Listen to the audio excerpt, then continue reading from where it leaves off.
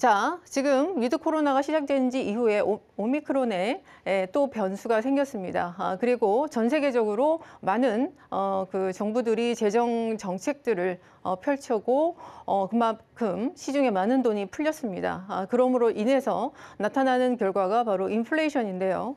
지금 미국에서 인플레이션 굉장히 심각하게 나타나고 있습니다. 그래서 이 인플레이션을 잡기 위한 통화 정책 이것에 대해서 연준이 이번에 12월에 그 회의를 세 차례에 걸쳐서 진행을 했습니다.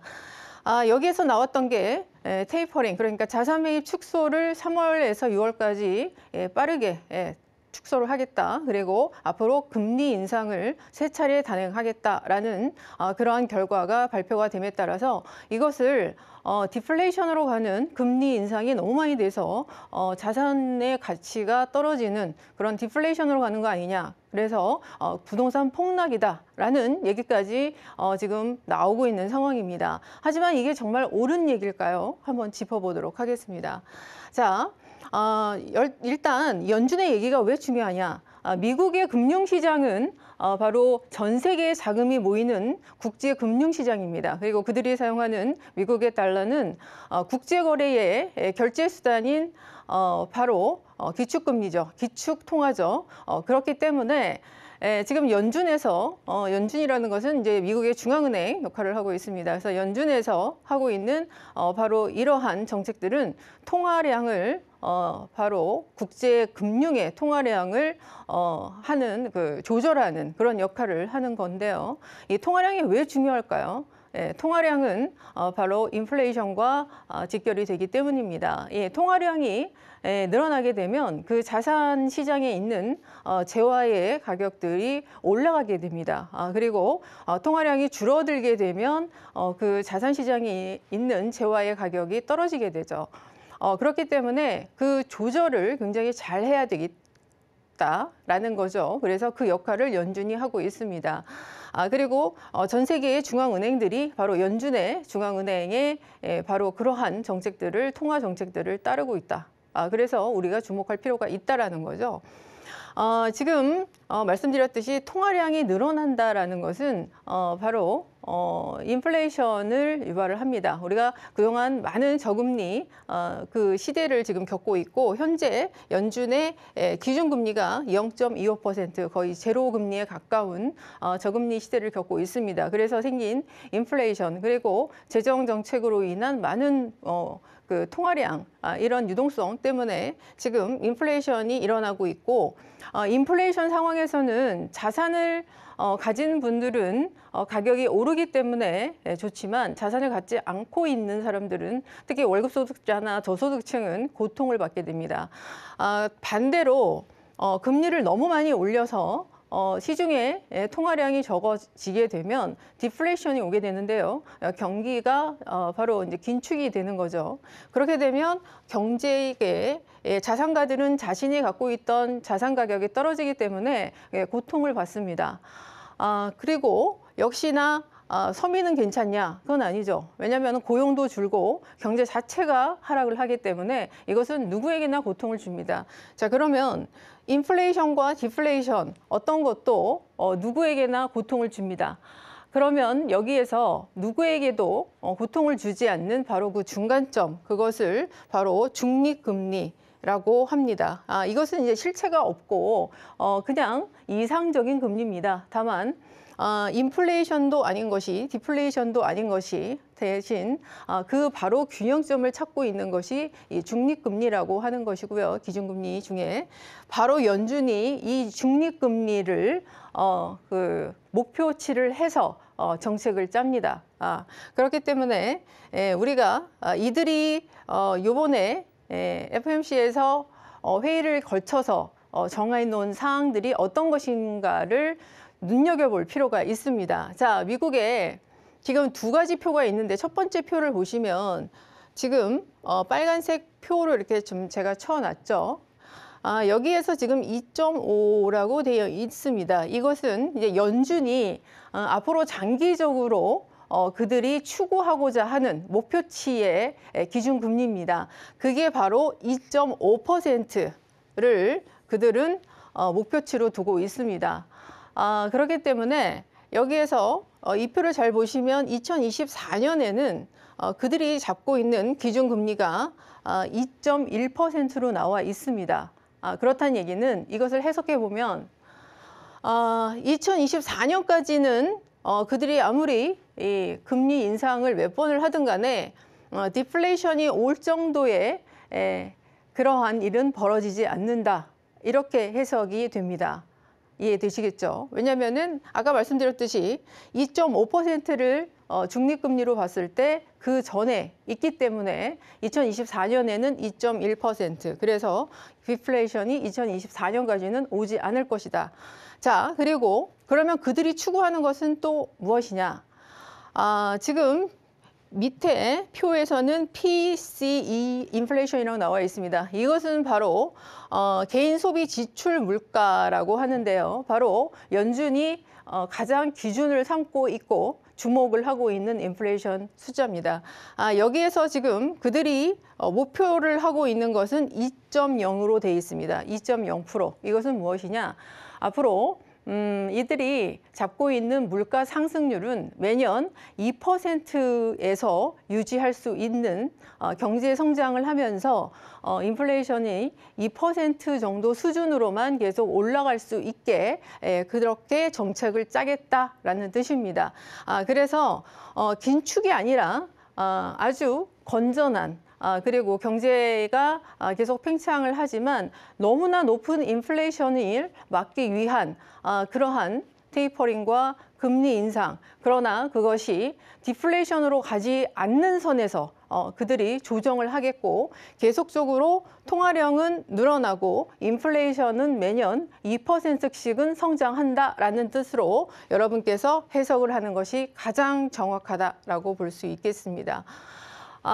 그 얘기를 지금 여기에 써놨죠. 그러니까 테이퍼링은 자산 매입을 축소하는 건데 이것은 통화량을 줄이는 게 아니라 통화량의 공급을 속도와 양을 조절을 한다라는 겁니다. 그리고 금리 인상을 몇 번을 단행하던 간에 다시 한번 정리드리면 그것은 지나친 인플레이션, 지금 미국에서 6% 이상 인플레이션 실질금리로 나오고 있는데 그것을 2%대로 줄여보겠다. 라는 그런 뜻입니다. 그래서 그런 정책들을 쓰기 위한 바로 그러한 목표를 갖고 있는 것이 연준이다라는 것이죠.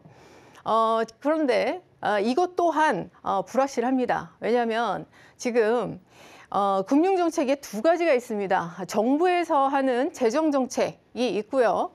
그리고 각 국가의 중앙은행들이 하는 바로 통화정책이 있습니다. 통화정책은 통화량의 조절은 금리에 기반을 둡니다.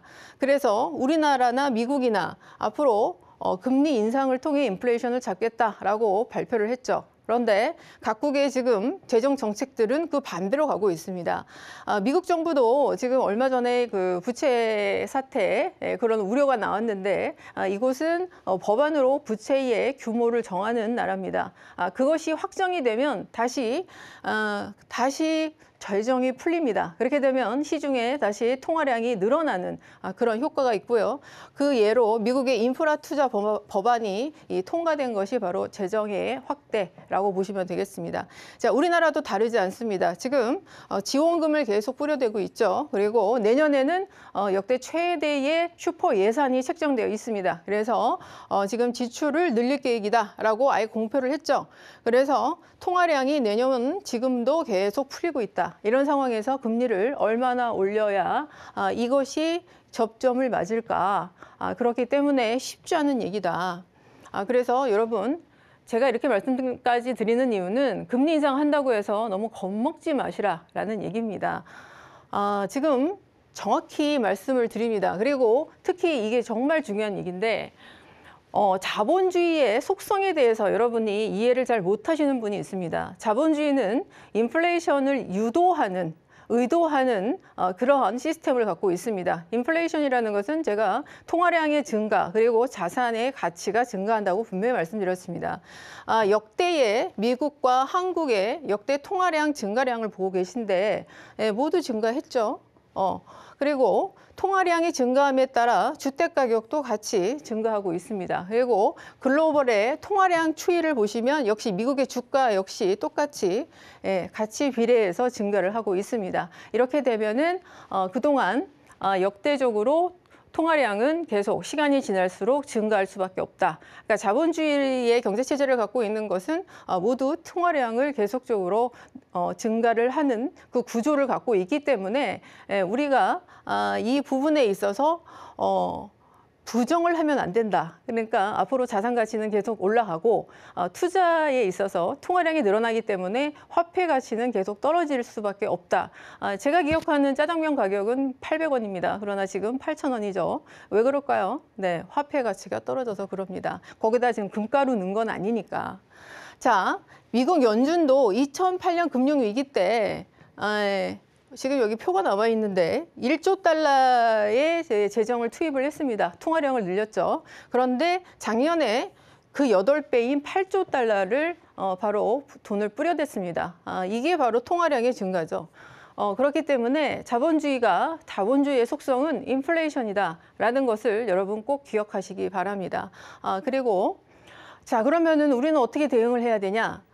계속 올라가는 이러한 통화량, 그리고 떨어지는 화폐 가치, 그리고 자산 가치는 계속 올라가는데 자산 가치가 계속 통화량이 비례해서 올라가는 안전 자산에 투자를 해야 우리가 여기에서 우리의 자산을 지킬 수 있다라는 얘기죠. 거기에 대표적인 게 금과 그리고 부동산이다라는 거죠. 지금 거의 100년 동안의 금과 부동산의 그 수익률을 표시해 놓은 겁니다. 거의 6,000%의 수익률을 받습니다. 지금 단기적으로는 뭐 등락을 할 때도 있었지만 장기적으로 봤을 때는 결국에는 오릅니다. 그렇기 때문에 아무리 안전자산이라고 해도 우리가 장기적인 관점에서 투자를 해야 된다라는 거죠. 그리고 특히 이제 부동산에 대해서 오늘 이제 말씀을 드립니다. 부동산이 그러면 그 정도의 가치가 있느냐? 부동산은 여러분 강제 참여 시장입니다. 우리가 집 없이는 살 수 없죠. 여러분이 아무리 부동산에 관심이 없다고 해도 어떤 방식으로든 여러분은 거주할 곳이 필요합니다. 여러분이 임대인이건 임차인이건 월세를 살던 전세를 살던 간에 어떤 방식으로든 강제적으로 우리는 부동산 시장에 발을 담그고 있습니다. 여기에서 어떤 포지션을 갖고 있느냐가 중요한 거죠. 그런데 그래서 부동산은 바로 이 강제 참여 시장의 필수제라고 봅니다. 누가 부동산은 공공재라고 말했다라고 제가 들었는데 공공재의 정확한 뜻은요. 아무 그 대가 없이 아무나 쓸 수 있는 것을 공공재라고 합니다. 내가 오늘 우리 집에 들어가서 쉬려고 있는데 갑자기 옆집에서 우리 집에 들어와서 이것도 내 집이다 라고 얘기한 거기 똑같습니다. 이게 바로 공공재입니다. 여러분 거기에 동의하십니까? 그렇기 때문에 이 부동산은 필수재고요. 강제 참여 시장으로 있어서 꼭 필요한 겁니다. 그리고 땅이라는 것은 우리가 마음대로 늘릴 수 없는 거고 또 소멸도 되지 않죠.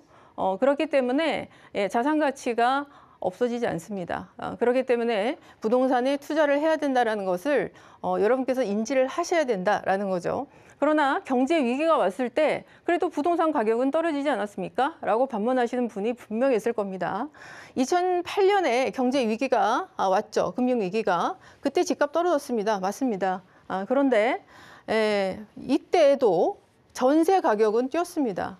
왜 그럴까요? 네, 이때 당시에 집값은 떨어졌으나 집값이 떨어진 게 무서워서 전세 어딘가엔 살아야 되니까 그래서 전세의 수요가 늘어났습니다. 그래서 전세가 굉장히 폭등을 했죠. 그래서 집을 자산을 갖고 계신 부동산을 갖고 계신 분은 경제가 좋으면 내 자산 가치가 올라가는 거고 경제가 불황이 되면 전세가가 올라서 또 내 자산 가치가 올라가는 겁니다. 그러니까 이래나 저래나 돈을 번다라는 거죠. 제 주장이 아니길 바랍니다. 그러나 이것은 데이터로도 증명이 된 것이기 때문에 물론 그 경제학적으로 봤을 때 부동산도 역시 안전자산은 아닙니다. 왜냐하면 이 부동산이 가격이 굉장히 크니까 대출을 활용해야 되기 때문에 그런 리스크가 있죠. 금융 리스크가. 그러나 우리나라는 전 세계에 없는 제도가 있습니다. 바로 전세제도죠. 그래서 전세금의 레버리지를 이용해서 우리가 아주 소액으로 갭 투자를 통해서 이 자산을 취득을 할 수가 있습니다. 그렇기 때문에 가장 안전자산, 특히 한국에서의 가장 안전자산은 부동산이다라고 말씀드릴 수밖에 없다라는 거죠. 그러니까 다시 한번 정리를 드리면 여러분 바로 부동산이 답이다라는 얘기입니다. 자, 여기에 이런 사례가 있습니다. 1990년, 30년 전이죠. 경향신문에서 이런 기사가 났습니다. 올 평균 집값 상승률이 57%. 이때만 해도 미친 집값이다. 이런 얘기입니다. 목동에 있는 신시가지 20평 아파트가 1월에는 6,200만 원이었습니다. 그런데 1년이 지난 12월에는 1억 800만 원이 됐습니다. 그래서 57%나 상승했습니다. 이때 당시의 상황은 지금과 비슷합니다. 왜냐하면 임대 보증 기간이 1년에서 2년으로 늘어났기 때문에 집주인들이 그 임대 보증금을 10% 이상 올렸고요. 그리고 신도시 개발에 대한 입주 기대감 때문에 사람들이 집을 사지 않고 대기하는 수요. 그래서 전세가가 폭등했습니다.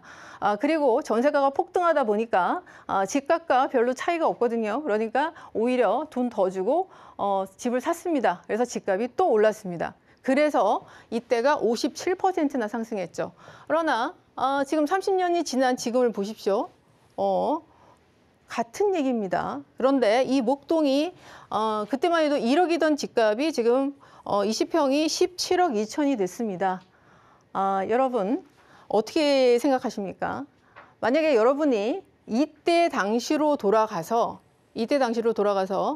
이 목동에 있는 아파트를 살 것이냐라고 물어본다면 누구나 다 살 거라고 얘기를 할 겁니다. 그러나 이때 당시에도 57%나 오른 집값이 있는데 도대체 저 집값 떨어지지 않겠어? 이렇게 얘기한 사람이 분명히 있었겠죠. 그러나 이때 과감하게 미래의 프라이싱을 하시는 분들은 지금 그것을 지켰다면 17억 2천이라는 엄청난 수익률을 지금 맛보셨을 겁니다. 그래서 이 부동산 투자는 장기로 들어가야 되고요. 그리고 경제에 대한 이해도가 있어야 됩니다. 그리고 끈기와 인내, 그리고 자기만의 신념이 있어야 된다라는 거죠. 그리고 우리는 자본주의 경제 체제이기 때문에 계속적으로 통화량이 증가하는 인플레이션을 지향을 합니다. 그래서 앞으로 자산 가치는 계속 올라갈 수밖에 없다. 이 부분을 꼭 말씀을 드리고 싶습니다.